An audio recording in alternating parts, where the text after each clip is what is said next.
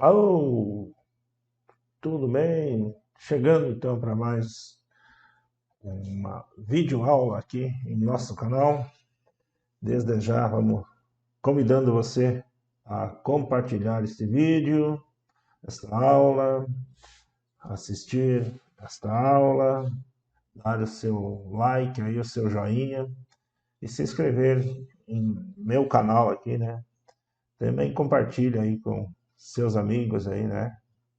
Assim você está colaborando aqui comigo e ajudando a crescer o meu canal aí, que sempre procuro, né, trazer os ensinamentos aí relacionados à disciplina da matemática, então. Beleza? Então vamos.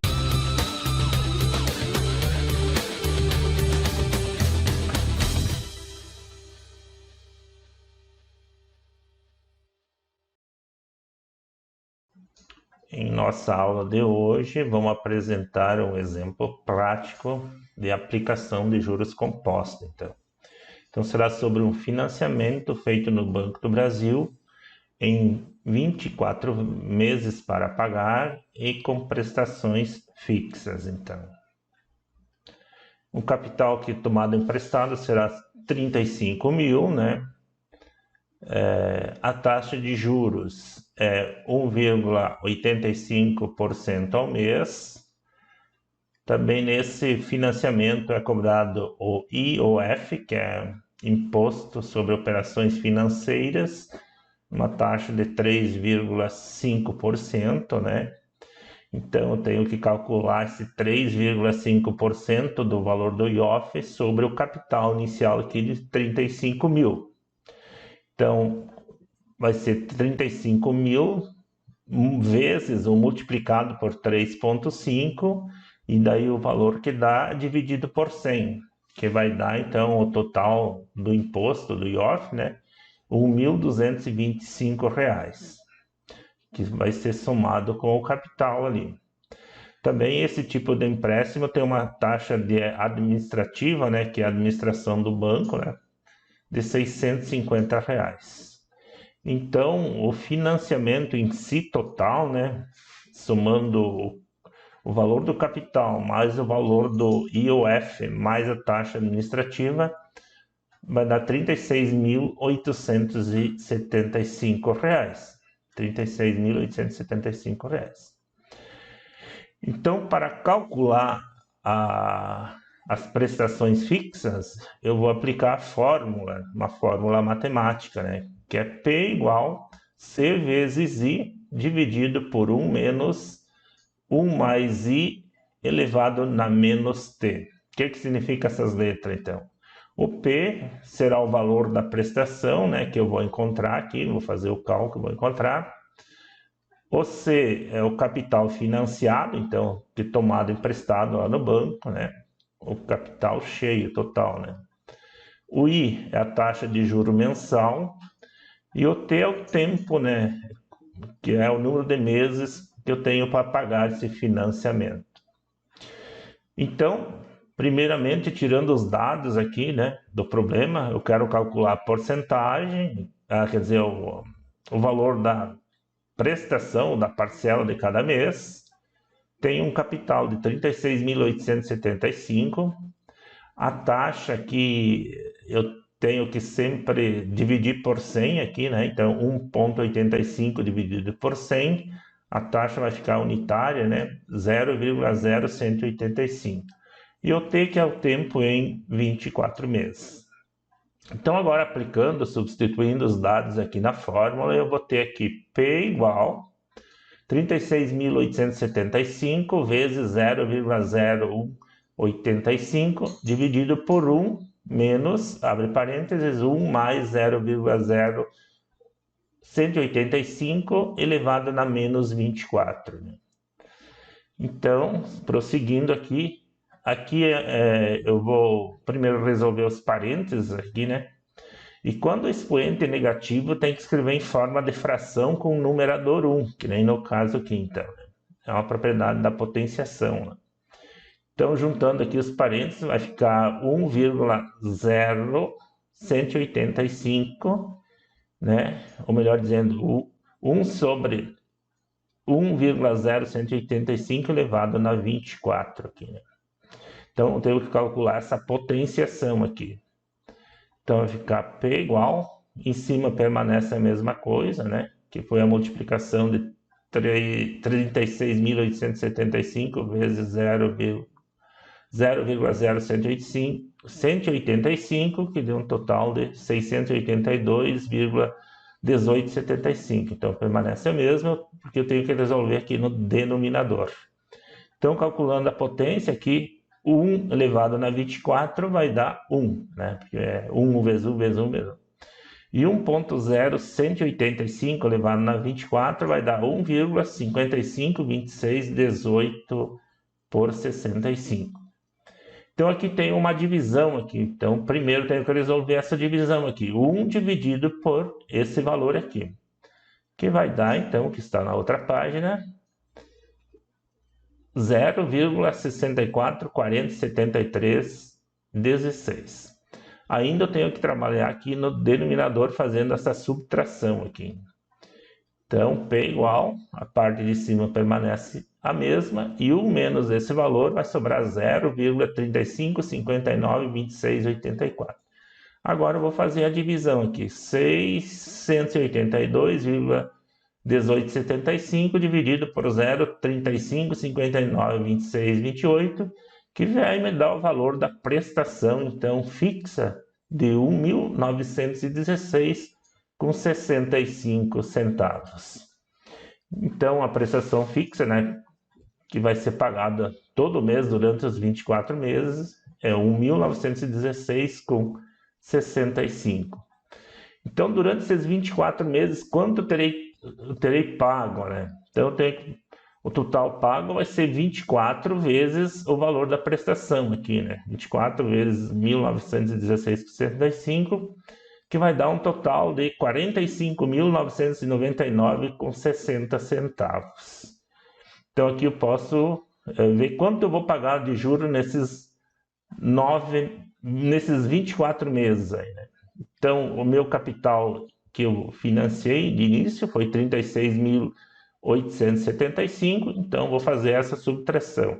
45.999,60 menos 36.875 vai dar um valor de 9.124,60 centavos que eu terei pago de juros, somente de juros, né, durante os 24 meses. Então, está aí um exemplo prático, né, que é bem comum, né, quando se faz um financiamento, né.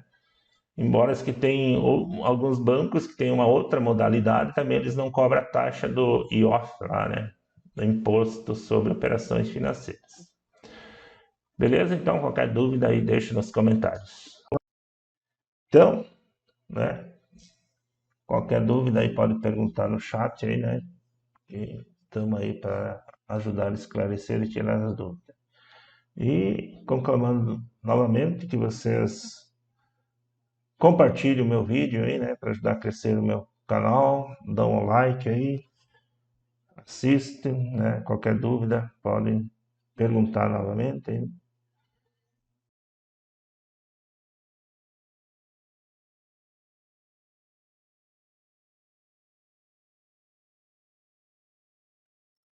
Alô, tudo bem? Chegando então para mais uma videoaula aqui em nosso canal.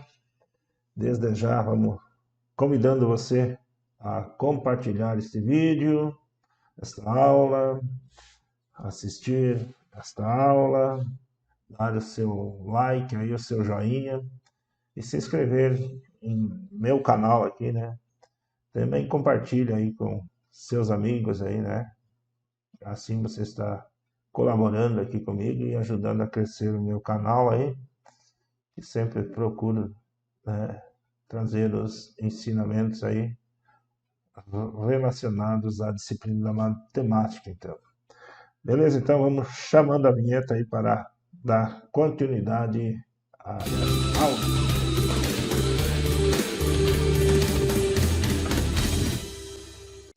Juros compostos. Os juros compostos são um tipo de juros que são aplicados não apenas sobre o principal, mas também sobre os juros acumulados de períodos anteriores. Isso significa que os juros são compostos sobre si mesmos ao longo do tempo, resultando em um crescimento exponencial da dívida ou do investimento. Por exemplo, suponha que você tenha um investimento que gera juros a uma taxa de 10% ao ano. Então, se você tiver R$1.000, quer dizer, R$100, investido por um ano e os juros forem compostos anualmente, no final do primeiro ano você terá um montante de R$110.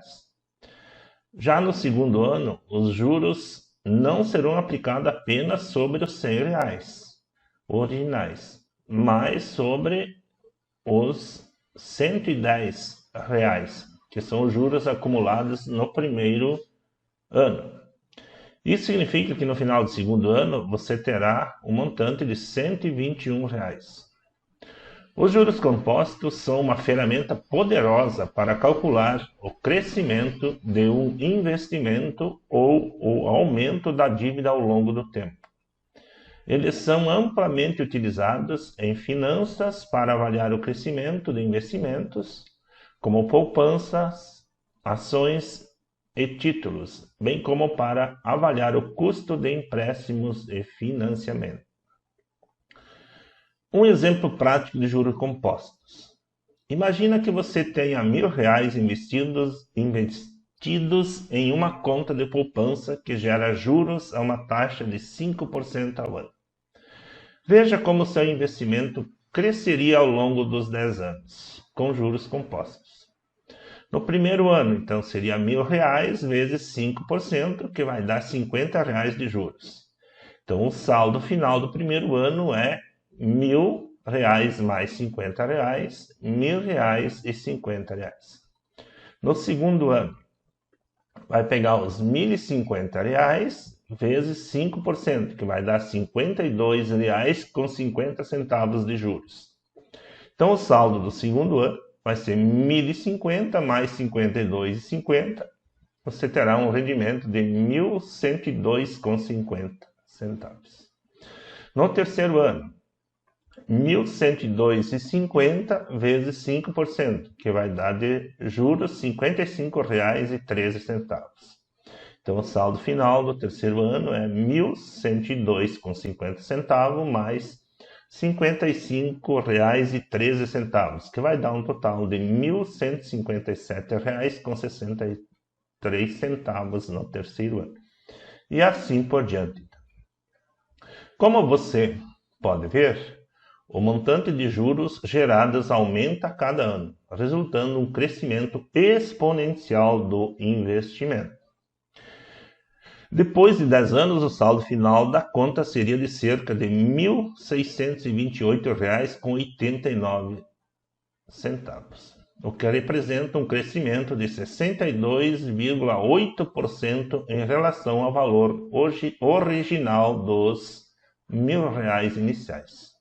Espero que isso ajude a ilustrar como os juros compostos podem afetar o crescimento de um investimento ao longo do tempo. Então, qualquer dúvida aí pode perguntar no chat aí, né? Que estamos aí para ajudar a esclarecer e tirar as dúvidas. E conclamando novamente que vocês compartilhem o meu vídeo aí, né? Para ajudar a crescer o meu canal, dão um like aí, assistem, né? Qualquer dúvida podem perguntar novamente.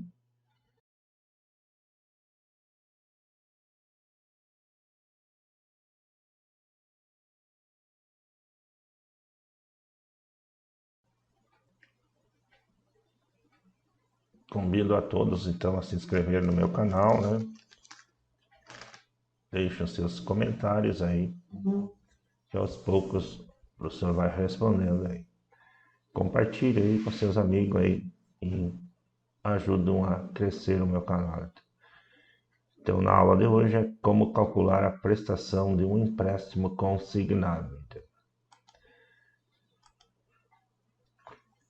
Então, como um exemplo aqui, vamos pegar um valor de 27 mil, né? E o banco cobra a sua taxa de administração, também o IOF, que é o Imposto de Operações Financeiras, né?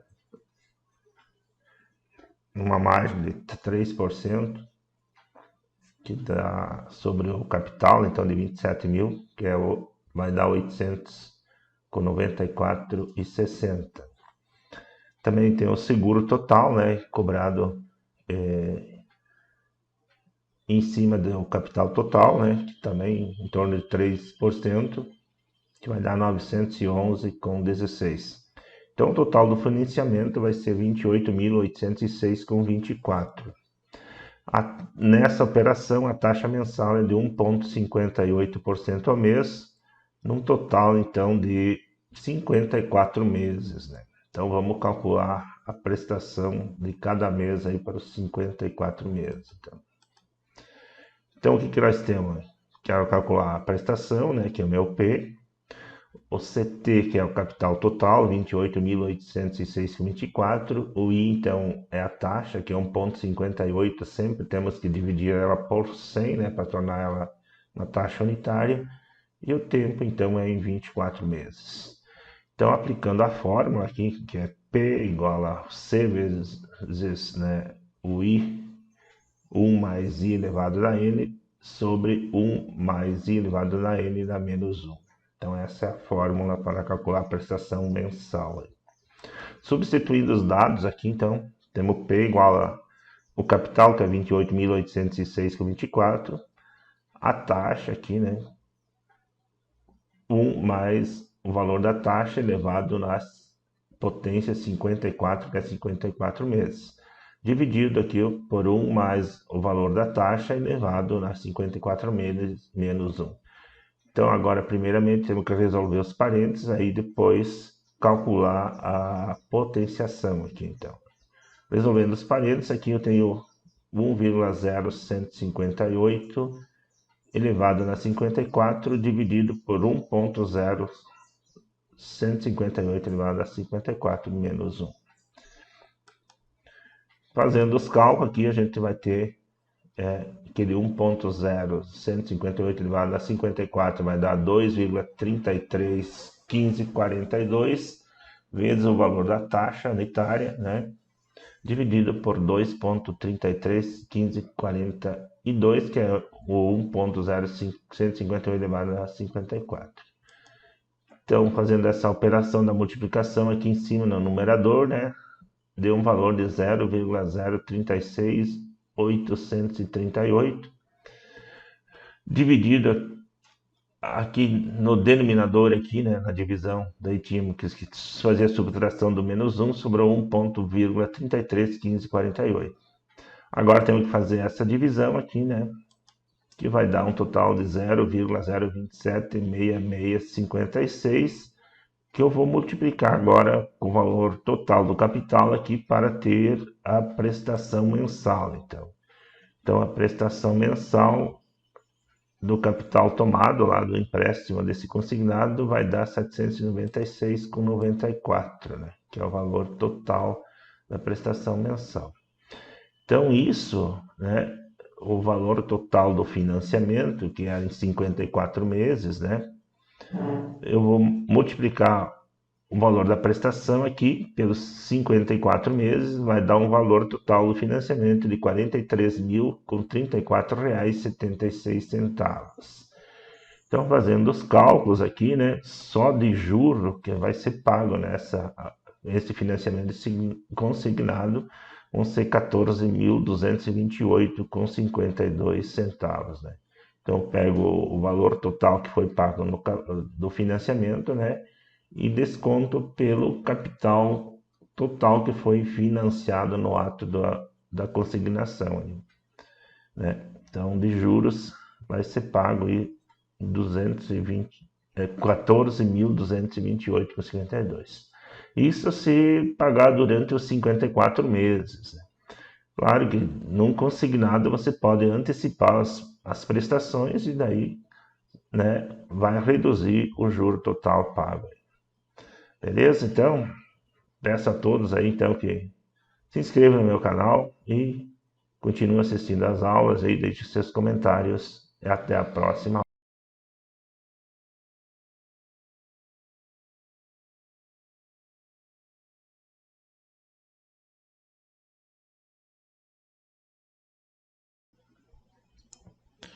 Alô, bem-vindo e bem-vinda à nossa aula de hoje, né, aula de matemática. Então, vamos estudar sobre geometria espacial, né? E o tema de hoje vai ser sobre poliedros. Então, de início aqui, quero pedir a todos que acompanham o canal aqui do professor Eurides aí, que façam a inscrição aí no meu canal, dê os comentários aí, né? Deixa as perguntas aí que vocês estão em dúvida aí, querem saber que o professor responde, né? Dão um joinha aí, colaborando então com o crescimento do meu canal. Valeu então, desejar agradecendo a todos que me acompanham aí, muito gratidão, tá? Pelo apoio. Então vamos ver o que são poliedros. Então, poliedros são sólidos geométricos, né, limitados por um número finito de polígonos planos. Esses polígonos formam as faces, as arestas e os vértices dos poliedros. Então aqui, né, nós temos o vértice aqui, né, o encontramento das arestas aqui, né. As linhas aqui são chamadas de aresta, né, e as laterais aqui são as faces. Então aqui, ó, uma face triangular. E também os poliedros, eles são tridimensionais, porque eles têm profundidade, né, altura ou largura e comprimento também, né? Então, por isso que eles são figuras tridimensionais. O que são as faces, então? As faces são polígonos que formam a superfície dos polígonos. Então, aqui tem um polígono, né? E tem umas faces laterais aqui, né? Que são 4 retângulos, né? E tem as bases aqui, né? Que só são 2 quadrados, né? A base superior e a base inferior. Então, né? As faces aqui. O que são as arestas? As arestas são os segmentos de retas resultantes da intersecção dos lados de cada face do poliedro, né? Então, as linhas aqui, preta aqui, né? São as arestas. No caso, esse aqui é o paralelepípedo, né? Ele tem 4 arestas verticais aqui, né? Que são mais longas, né? Que é a altura do poliedro. E 8 que na base inferior, aqui tem 4, né? 1, 2, 3, 4. E 4 na base superior, então, né? São as mais curtas aqui. Aqui as bases aqui, superior e a inferior, são quadrados, né? E daí as faces aqui laterais são retangulares. Vértices. O que são os vértices? Os vértices são os pontos de interseção de 3 ou mais arestas. Então, os vértices aqui, ó, quando se encontram aqui, né, 3 arestas, forma o vértice aqui. Ou no linguajar popular é a quina, né? Quina de uma mesa, né? Ou de um tijolo também, né?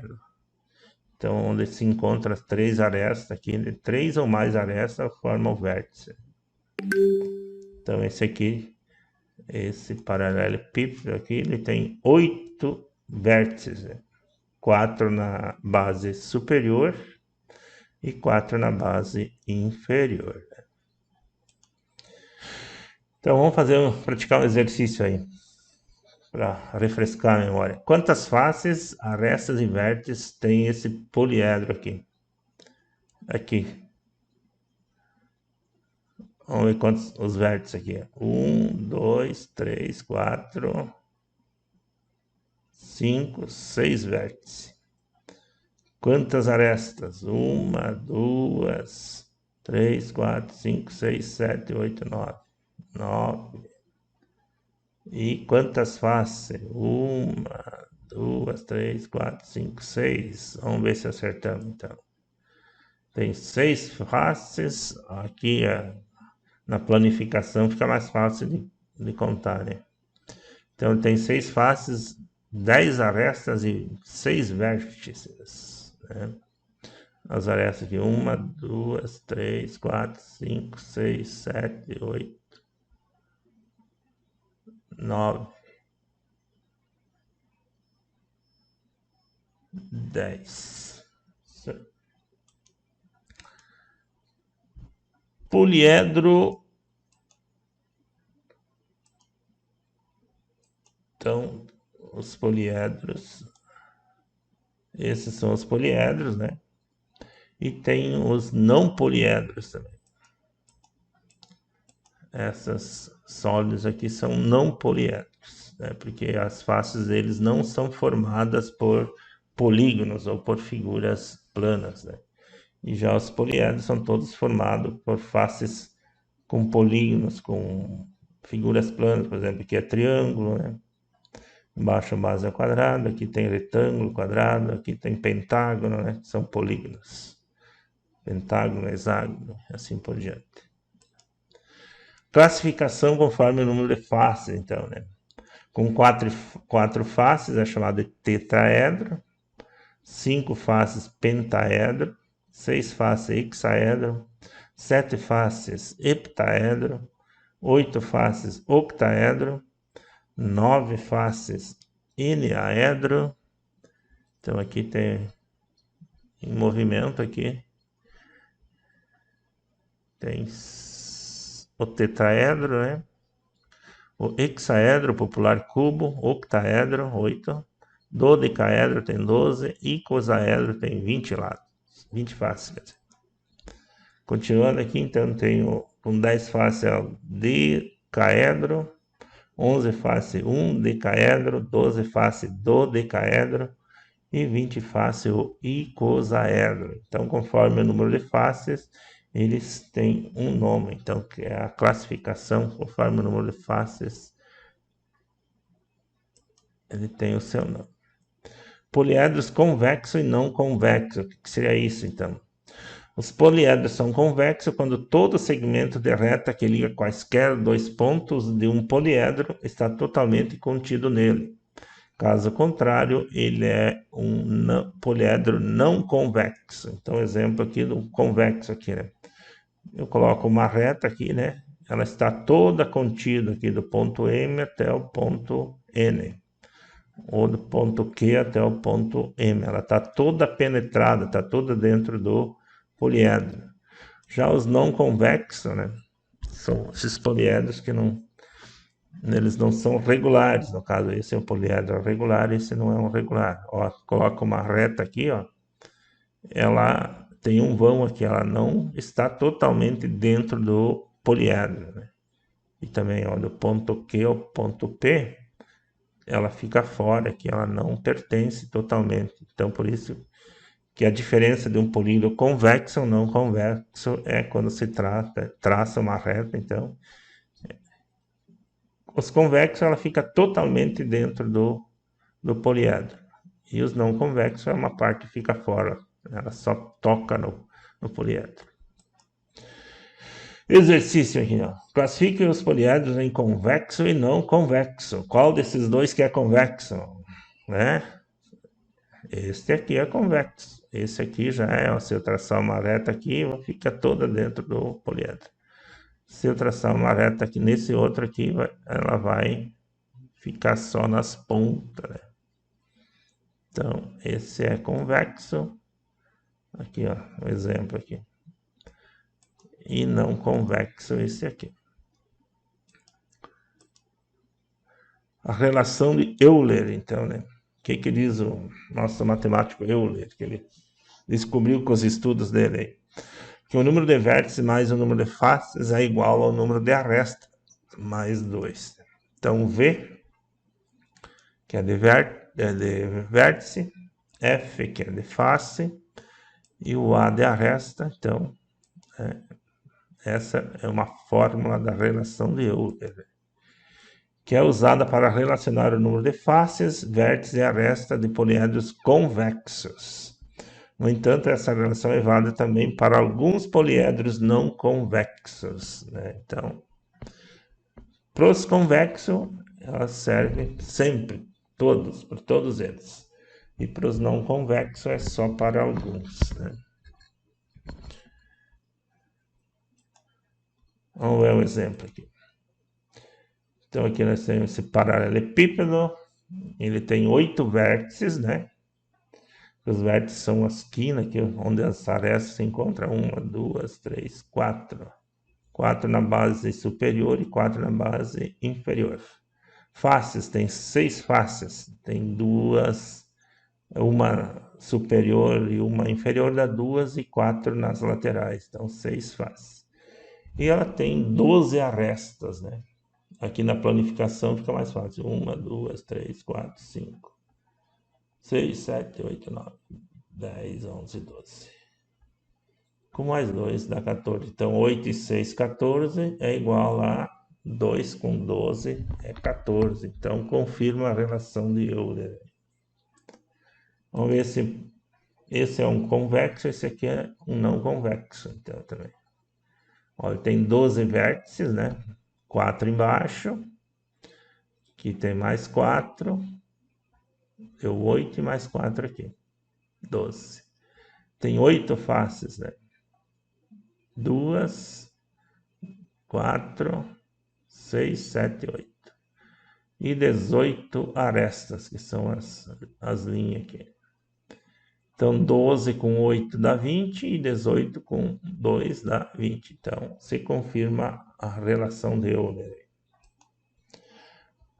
Quantas arestas e quantos vértices tem um poliedro convexo de 20 faces, todas triangulares? Então, né, no caso seria esse poliedro aqui, né? Então, como que eu vou calcular? Ele tem 20 faces, né? Então, para eu encontrar as arestas, eu vou pegar o total de faces e como que elas são triangulares, então tenho que multiplicar o total de faces vezes 3 e dividir por 2, né? Porque cada duas faces formam uma aresta, ó, aqui, ó.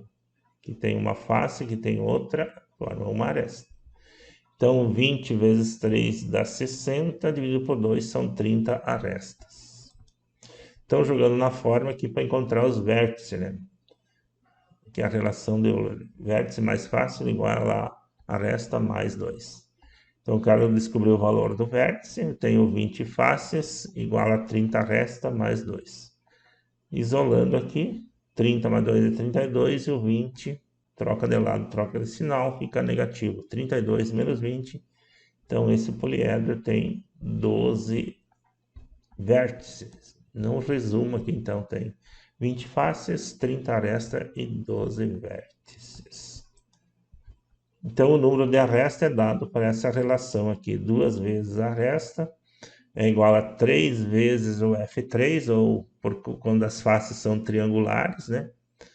Quando são quadradas, quando são pentagonais, e assim vai, hexagonais, vai até, né?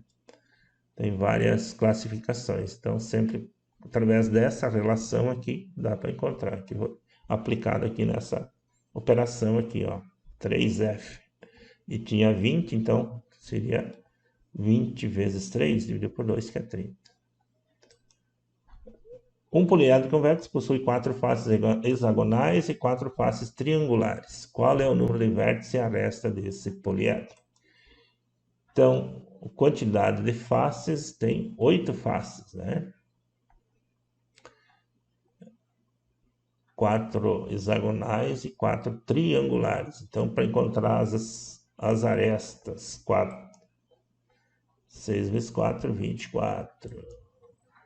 4 faces triangulares, 3 vezes 4, 12. Então, né, vou somar todas as faces aqui, 24 mais 12, dividido por 2, que são 24 mais 12 são 26, 36 por 2, 18 arestas. Então, no caso, seria esse polígono aqui, né? E aí, aplicando a relação de Euler para encontrar o vértice, né?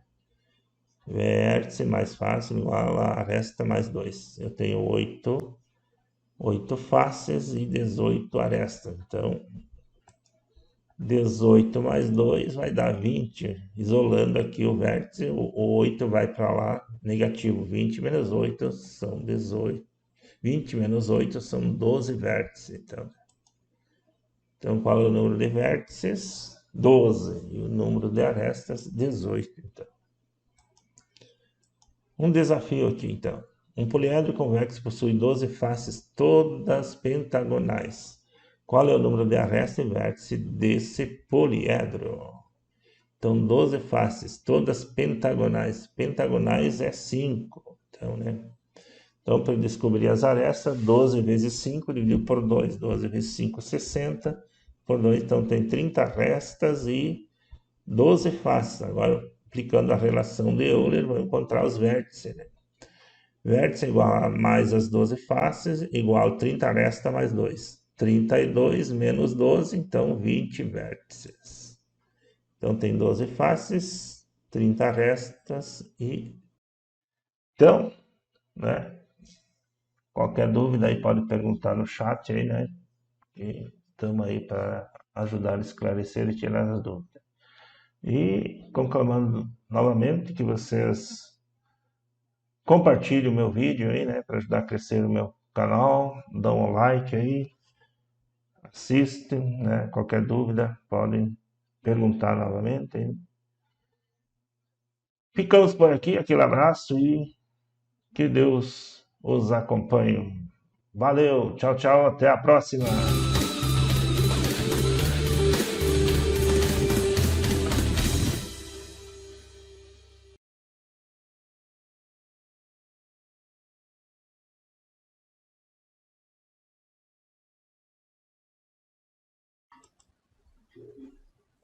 Olá, tudo bem? Bem-vindo a todos e a todas no canal do Professor Eurides. Quero convidar a todos para que se inscrevam no meu canal, compartilhem meus vídeos e deixe seu like e também comente aí nos comentários. Qualquer dúvida sobre o conteúdo, deixe a sua pergunta aí, que em breve estarei respondendo a todos. Tá bom? Então, bora para a aula que aprender nunca é demais. Vamos à aula então.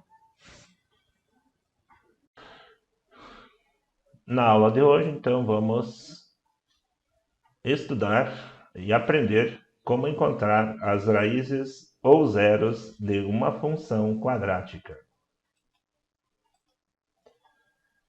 As raízes ou zeros da função quadrática são os valores de x para os quais tem-se fx igual a zero ou y igual a zero. Assim, vamos determinar as raízes ou zeros da função resolvendo a equação do segundo grau na forma genérica, representada por ax ao quadrado mais bx mais c igual a zero. Usando, então, a fórmula resolutiva, também chamada de delta, então, né, que ela foi dividida em duas partes para facilitar o cálculo aqui, né. Na primeira parte, então, aqui o delta, aqui a letra grega, né, representado pelo triângulo, que é b ao quadrado menos 4 vezes a vezes c. E na segunda parte, daí onde a gente vai encontrar as raízes, né, x' e x2', que é x igual a menos b mais menos raiz de delta sobre 2 vezes o a. Vamos então ao exemplo aqui. Calcular os zeros ou as raízes da seguinte função quadrática. Fx igual a x ao quadrado menos 2x menos 24. Então, sempre associando a equação genérica do segundo grau, né, que é representada por ax ao quadrado menos bx ou mais, né, bx mais c igual a zero. Então aqui, né, primeiro a gente tem que tirar o valor dos coeficientes aqui, né, os valores numéricos, né, que são representados pelo A, pelo B e pelo C. Então, o meu A aqui, o coeficiente do A é 1, porque eu tenho 1x ao quadrado. O coeficiente do B é o menos 2 e o coeficiente do C é o menos 24. Agora, aplicando a primeira parte da fórmula do delta aqui, que é delta igual a B ao quadrado menos 4 vezes A vezes o C, então, né? Então, primeiramente, vamos substituir os valores dos coeficientes aqui, B, A e C. E como o número é negativo, sempre colocar entre parênteses, né?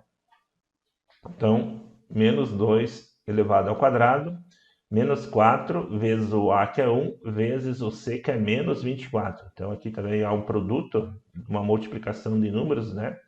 Então, colocar entre parênteses, né? Aqui, então, resolvendo agora as operações, eu tenho uma potenciação aqui, menos 2 ao quadrado vai dar 4.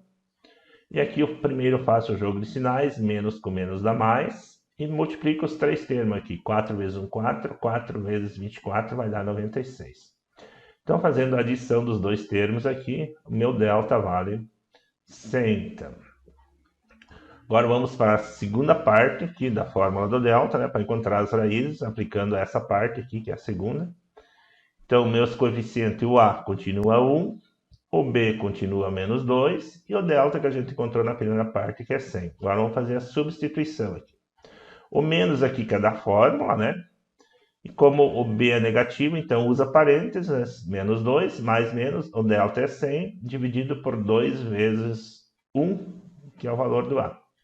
Agora, resolvendo as operações, que menos com menos dá mais 2, raiz quadrada de 100 é 10, e 2 vezes 1, 2.